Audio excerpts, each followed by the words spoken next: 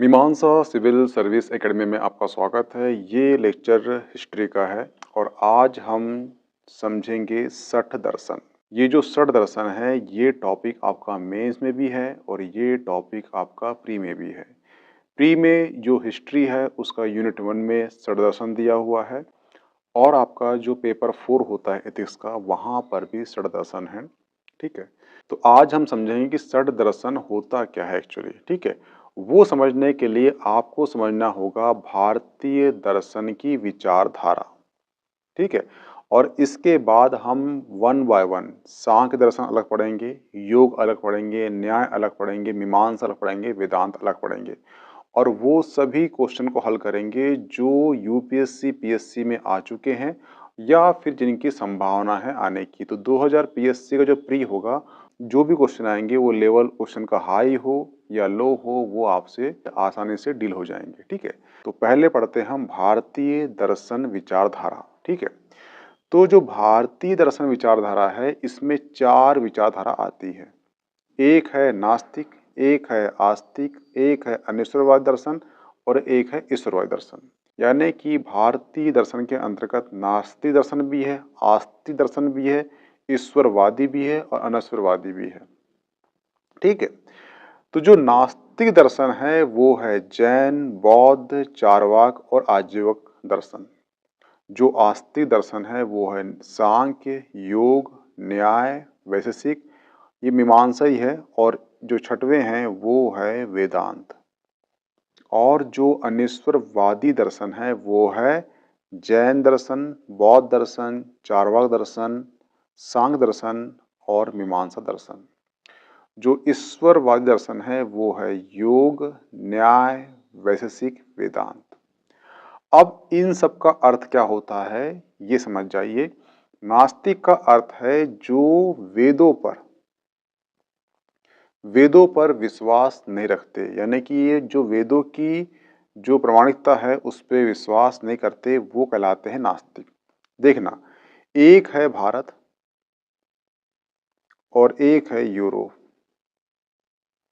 ठीक है, यहाँ पर जो नास्तिक और आस्तिक का अर्थ होता है, यूरोप में आप जाओगे तो यहाँ पे जो ईश्वर में विश्वास रखता है वो कहलाता है आस्तिक और जो ईश्वर में विश्वास नहीं रखता वो कहलाता है नास्तिक। ये यूरोप में होता है, यानी कि पश्चिम में होता है। अब आ जाइए भारतीय दर्शन में क्या होता है। जो वेदों को मानता है वो कहलाता है आस्तिक और जो वेदों को नहीं मानता वो कहलाता है नास्तिक। तो यहाँ से यही क्वेश्चन पूछेगा आपसे कि भारत में आस्तिक नास्तिक का अर्थ क्या है। तो भारत में आस्तिक नास्तिक का अर्थ है जो वेदों की सत्ता में विश्वास रखता है वो कहलाता है आस्तिक, जो वेदों की सत्ता में विश्वास नहीं करता वो कहलाता है नास्तिक। तो जैन, बौद्ध, चारवाक और आजीव संप्रदाय जो हैं ये वेदों की सत्ता में विश्वास नहीं करते, इसलिए क्या कहलाते हैं, नास्तिक कहलाते हैं। तो ध्यान रखना भारत में 4 नास्तिक दर्शन हैं, जैन, बौद्ध, चारवाक, आजीवक। हुआ क्लियर। अब आ जाइए आस्तिक दर्शन में। आस्तिक दर्शन का मतलब होता है कि जो वेदों की सत्ता, वेदों की प्रामाणिकता में विश्वास रखते हैं वो कहलाते हैं आस्तिक दर्शन। तो जो आस्तिक दर्शन कौन कौन से हैं, जो वेदों की सत्ता पर विश्वास करते हैं, यानी कि सांख्य, योग, न्याय, वैशेषिक, मीमांसा और वेदांत। ठीक है, अब ये जो षड दर्शन है ये आपके सिलेबस में दिया हुआ है, यहाँ से क्वेश्चन आएंगे तो इसको हम सिंगल सिंगल पढ़ेंगे। सांख्य अलग, योग अलग, न्याय अलग, वैशेषिक अलग, मीमांसा अलग और वेदांत अलग। पर यहाँ समझ जाइए आपकी ये जो षड दर्शन है ये एक्चुअली है क्या। अब जाइए अनिश्वरवादी दर्शन में, यानी कि जो ईश्वर को नहीं मानता वो कहलाता है अनिश्वरवादी दर्शन। जो जैन दर्शन है, बौद्ध दर्शन है, चार्वाक दर्शन है, सांख्य दर्शन है और मीमांसा दर्शन है। ईश्वरवादी दर्शन कौन से हैं, तो वो है योग, न्याय, वैशेषिक, वेदांत। तो यहाँ ये जो पीपीटी है ये यहाँ से आपके क्वेश्चन की संभावना है। तो ये पीपीटी को एक बार देख के चले जाना जब आपका एग्जाम हो उसके पहले। ये जो पीपीटी है आपको मीमांसा एकेडमी का जो टेलीग्राम चैनल है वहाँ प्राप्त हो जाएगी, उसका लोड मत लीजिए, ठीक है। अभी आप समझिए कि ये आस्तिक, नास्तिक, अनिश्वरवादी और ईश्वरवादी क्या होता है। अगर समझ में ना आए तो आप कमेंट बॉक्स में कमेंट कर देना, तो मैं उसे और एक बार एक्सप्लेन कर दूंगा। हुआ क्लियर? अब चलते हैं षट दर्शन पे। तो ये आपका जो सिलेबस है, मेंस बोलो या फिर प्री बोलो, वहाँ पे आपका सिलेबस में मेंशन है भारतीय षट दर्शन क्या है, ठीक है।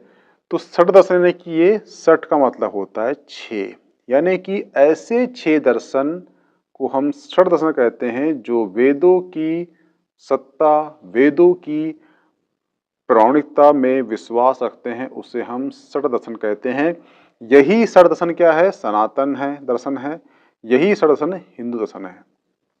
अब आपसे कोई क्वेश्चन पूछ ले कि सनातन क्या है, तो सनातन वो है जो षट दर्शन को मानता है, वो कहलाता है सनातन। अगर आपसे क्वेश्चन कर ले कि हिंदू कौन है, तो हिंदू वो है जो षट दर्शन में विश्वास रखता है, षट दर्शन को मानता है, वो कहलाता है हिंदू। हुआ क्लियर? सनातन कौन है? जो षट दर्शन को मानता है वो सनातन को मानता है, वही सनातन है। हिंदू कौन है? जो षट दर्शन को मानता है, विश्वास करता है, वो हिंदू है। हुआ क्लियर? तो सनातन और हिंदू आपको समझ में आ चुका होगा, ठीक है। जो भारतीय षट दर्शन है ये वेदों की सत्ता में विश्वास रखता है, और जो वेदों की सत्ता में विश्वास रखता है वो कहलाता है षट दर्शन। और ये षट दर्शन है, इसकी जो रचना है, इसका जो ओरिजिन है, ये किससे हुआ है? ये जो 4 वेद हैं, ऋग्वेद, सामवेद, यजुर्वेद, अथर्ववेद, इनसे ही इनकी उत्पत्ति हुई है। सांख्य, योग, न्याय, वैशेषिक, मीमांसा, वेदांत। अब यहाँ से आपको क्वेश्चन किया जाएगा कि दुनिया का सबसे ओल्डेस्ट दर्शन कौन, सबसे प्राचीन दर्शन कौन सा है, तो वो है सांख्य दर्शन। अगर आपने महाभारत पढ़ी हो या महाभारत देखी हो, तो श्री कृष्ण युद्ध के पहले अर्जुन को जो ज्ञान देते हैं, उस ज्ञान के पहले बोलते हैं कि हे पार्थ, ये दुनिया का सबसे प्राचीनतम दर्शन है, इसे कहते हैं सांख्य दर्शन। अब सांख्य क्या है, योग क्या है, न्याय क्या है, वैशेषिक क्या है, मीमांसा क्या है, वेदांत क्या है, ठीक है, ये वेदांत है। हुआ क्लियर? तो देखना, सांख्य बोलता है कि जो सृष्टि की रचना हुई है, ये पुरुष और प्रकृति के मिलने से सृष्टि की रचना हुई है। हुआ क्लियर? अब यहां पर सांख्य ने सृष्टि रचना कर दिया है। जो योग दर्शन है वो ये बतलाता है कि जो सृष्टि है वहाँ पे जो दुख है उसे कैसे कम किया जाए। तो दुख कहाँ से होता है? दुख आता है आपके अज्ञान से, ठीक है।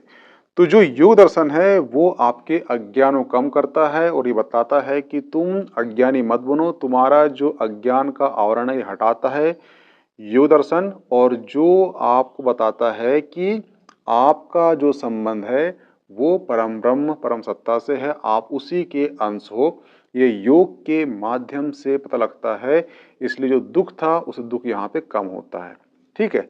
अब जो न्याय दर्शन है, न्याय दर्शन बताता है कि कोई भी चीज को जानना कैसे है, यानी ज्ञान प्राप्त कैसे होगा आपका। एक होगा देख के, एक होगा छू के, एक होगा अनुमान से, एक होगा उपमान से, ठीक है। यानी कि 4 चीज बताता है कि आपको किसी भी चीज को प्राप्त करना है तो ये 4 चीज आपको दिखना चाहिए। जैसे कि यानी कि एक आग जल रही है तो आप धुआं देख के बोल देते हो कि वहां पे आग जल रही होगी।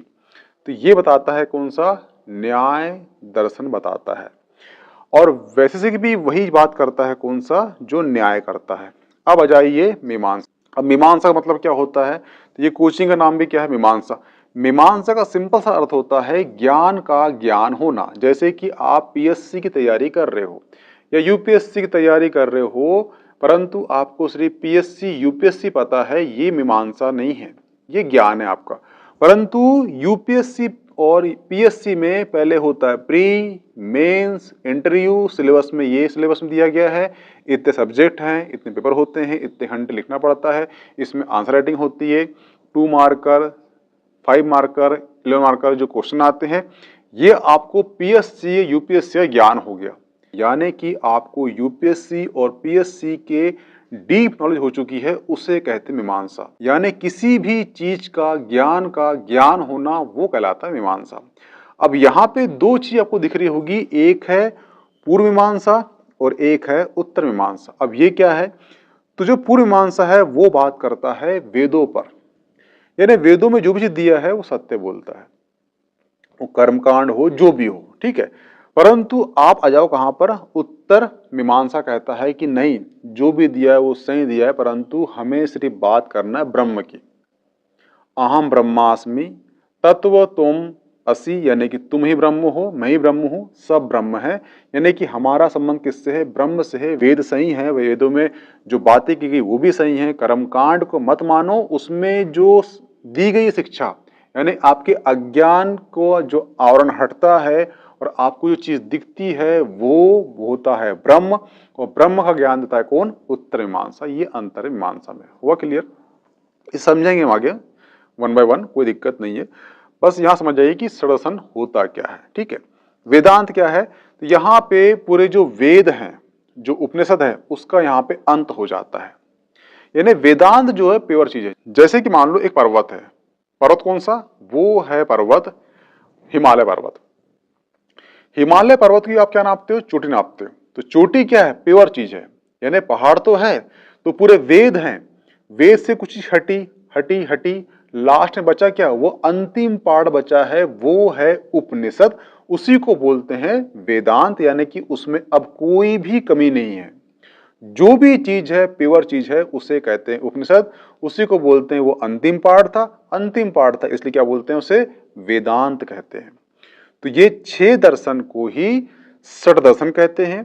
क्यों कहते हैं? क्योंकि 6 दर्शन वेदों की सत्ता में विश्वास रखते हैं, इसलिए इसे षट दर्शन कहा जाता है।